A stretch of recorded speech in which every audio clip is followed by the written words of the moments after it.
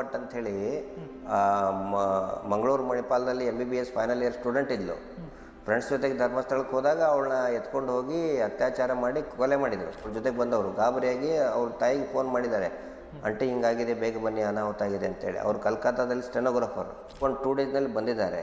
Police ಸ್ಟೇಷನ್ಗೆ ಹೋಗಿ ಕೇಳಿದರೆ ಡೆಡ್ ಬಾಡಿ ಎಲ್ಲಿದೆ ಅಂದರೆ ಡೆಡ್ ಬಾಡಿ ನೀನೇ ಹುಡುಕು ಅಂತ ಹೇಳ್ತಾರೆ ಅಲ್ಲಿ ಇನ್ಸ್ಪೆಕ್ಟ್ರು. ಆಮೇಲೆ ಇವ್ರಿಗೆ ಹತ್ರ ಹೋಗ್ತಾರೆ, ಪರಮ ಪೂಜ್ಯರು ಅಂತ ಹೆಸರು ತೊಗೊಂಡಿದ್ದಾರಲ್ಲ ಅವರು, ಮತ್ತು ಅವ್ರ ತಮ್ಮನಿಗೆ ಹೋದಕ್ಕೆ ಕೇಳಿದಾಗ ಹೊಡೆದು ಅವ್ರನ್ನ ಕೈ ಬಾಯಿ ಎಲ್ಲ ಕಟ್ಟಿ ಗೊಡೋನಲ್ಲಿ ಕೂಡಿಸಿರ್ತಾರೆ. ಆ ತಾಯಿಗೆ 3 ತಿಂಗಳೊಳಗೆ ಕೋಮಕ್ಕೆ ಹೋಗ್ತಾರೆ. ಇವತ್ತಿನವರೆಗೂ ಅವ್ರ ಡೆಡ್ ಬಾಡಿ ಸಿಕ್ಕಿಲ್ಲ, ಕೊಡಲೇ ಇಲ್ಲ. ಬಟ್ ಗಿರೀಶ್ ಮಟ್ಟಣ್ಣನವರ್ ಅವ್ರು ಕೊಡೋ ಸ್ಟೇಟ್ಮೆಂಟ್ ನ ಪ್ರಕಾರ ಅನನ್ಯ ಭಟ್ನನ್ನ ಅತ್ಯಾಚಾರ ಮಾಡಿ ಕೊಲೆ ಮಾಡಿ ಆಕೆಯ ಡೆಡ್ ಬಾಡಿ ಎತ್ಕೊಂಡು ಹೋಗೋದನ್ನ ಆಕೆಯ ಸ್ನೇಹಿತರು ನೋಡಿದ್ರು ಅಂತ. ಆದ್ರೆ ಸುಜಾತಾ ಭಟ್ ಕೊಟ್ಟಂತ ದೂರು, ಆಕೆ ಕೊಟ್ಟಂತ ಸ್ಟೇಟ್ಮೆಂಟ್ ಅಲ್ಲಿ ಏನಿದೆ? ಬಿಳಿ ಬಟ್ಟೆಯನ್ನ ಧರಿಸಿದಂತಹ ಸಿಬ್ಬಂದಿ, ಅಲ್ಲಿನ ದೇವಸ್ಥಾನದ ಸಿಬ್ಬಂದಿಯೇ ನನ್ನ ಮಗಳನ್ನ ಕರ್ಕೊಂಡು ಹೋದ್ರು ಅಂತ ಅವರ ಫ್ರೆಂಡ್ಸ್ ಹೇಳಿದ್ರು ಅಂತ. ಇಬ್ಬರ ಹೇಳಿಕೆಯಲ್ಲೂ ಎಷ್ಟು ವ್ಯತ್ಯಾಸ ಇದೆ ನೋಡಿ. ಹೋಗ್ಲಿ, ಈಗ ಸುಜಾತಾ ಭಟ್ ಈಕೆಯೇ ನನ್ನ ಮಗಳು ಅಂತ ಒಂದು ಫೋಟೋ ತೋರಿಸಿದ್ಲಲ್ಲ, ಆ ಫೋಟೋದ ಹಿಂದಿನ ಕಹಾನಿ. ಸುಜಾತಾ ಭಟ್ ಜಾತಕ ಬಯಲು ಮಾಡುತ್ತೆ ಏಷ್ಯಾನೆಟ್ ಸುವರ್ಣ ನ್ಯೂಸ್.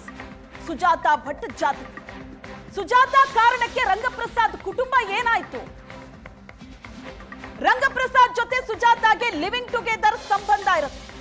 12 ವರ್ಷ ರಂಗಪ್ರಸಾದ್ ಜೊತೆಗಿದ್ರು ಸುಜಾತ. ರಂಗಪ್ರಸಾದ್ ಮನೆಗೆ ಸಹಾಯಕಿಯಾಗಿ ಹೋಗಿದ್ದು ಸುಜಾತ. ರಂಗಪ್ರಸಾದ್ ತನ್ನ 2 ಮಕ್ಕಳ ಜೊತೆ ವಾಸವಾಗಿದ್ದದ್ದು. ಒಬ್ಬ ಮಗ, ಒಬ್ಬ ಮಗಳು. ಮಗ ಮತ್ತು ಮಗಳು ಇಬ್ಬರಿಗೂ ಮದುವೆ ಮಾಡಿದ ನಂತರ ಒಬ್ಬಂಟಿಯಾಗಿದ್ರು. ಸಹಾಯಕಿಯಾಗಿ ಸುಜಾತ ಎಂಟ್ರಿ ಕೊಡ್ತಾರೆ ರಂಗಪ್ರಸಾದ್ ಮನೆಗೆ. 12 ವರ್ಷಗಳ ಕಾಲ ಅವರ ಜೊತೆಗೆ ಇರ್ತಾರೆ. ಕೆಲವೊಂದು ವಿಷಯಗಳಲ್ಲಿ ರಂಗಪ್ರಸಾದ್ ಅವರ ಮಗ ಸೊಸೆ ಜೊತೆ ಸುಜಾತಾಗೆ ತಿಕ್ಕಾಟ ಕೂಡ ಇರುತ್ತೆ.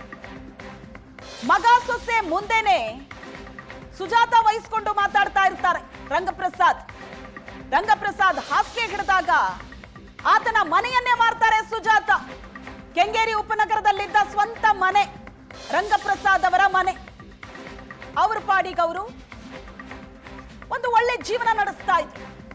ಹೆಂಡತಿ ಇರಲಿಲ್ಲ ರಂಗಪ್ರಸಾದ್, ತೀರ್ಕೊಂಡಿದ್ರು. ಮಗ ಸೊಸೆ ಇದ್ರು ಮನೆಯಲ್ಲಿ. ಮಗಳಿಗೆ ಮದುವೆ ಮಾಡಿದ್ರು. ಒಂದು ಸ್ವಂತ ಮನೆ ಇತ್ತು. ಇಡೀ ಮನೆಯ ನೆಮ್ಮದಿಯನ್ನ ಹಾಳು ಮಾಡ್ತಾರೆ ಸುಜಾತ. ಆ ಮನೆಯನ್ನ ಮಾರಿಸ್ತಾರೆ. ಮನೆ ಮಾರಿಸಿ ಬಾಡಿಗೆ ಮನೆಗೆ ಶಿಫ್ಟ್ ಆಗ್ತಾರೆ ಸುಜಾತ. ರಂಗಪ್ರಸಾದ್ 2007ರಲ್ಲಿ ವಾಸಂತಿ ಮೃತಪಡ್ತಾರೆ. 2015ರಲ್ಲಿ ರಂಗಪ್ರಸಾದ್ ಅವರ ಮಗ ಶ್ರೀವತ್ಸ ಕೂಡ ಮೃತಪಡ್ತಾರೆ. ಮನೆ ಮಾರಿಸಿ 20 ಲಕ್ಷ ಹಣದ ಜೊತೆ ಸುಜಾತ ಎಸ್ಕೇಪ್ ಆಗ್ತಾರೆ. ಇದ್ದ ಮನೆ ಕುಟುಂಬ ಕಳ್ಕೊಂಡು ರಂಗಪ್ರಸಾದ್ ಬೀದಿ ಪಾಲಾಗ್ತಾರೆ.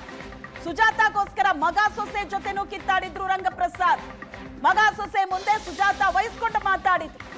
ಆ ಕಡೆ ಕುಟುಂಬನೂ ಇಲ್ಲ, ಈ ಕಡೆ ಇದ್ದ ಸ್ವಂತ ಮನೆನೂ ಇಲ್ಲ.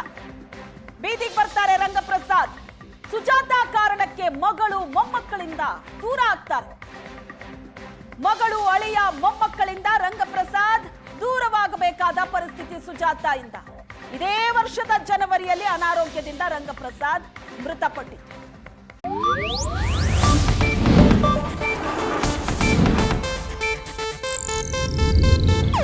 ಇದು ಏಷ್ಯಾನೆಟ್ ನ್ಯೂಸ್ ನೆಟ್ವರ್ಕ್ ಪ್ರಸ್ತುತಿ.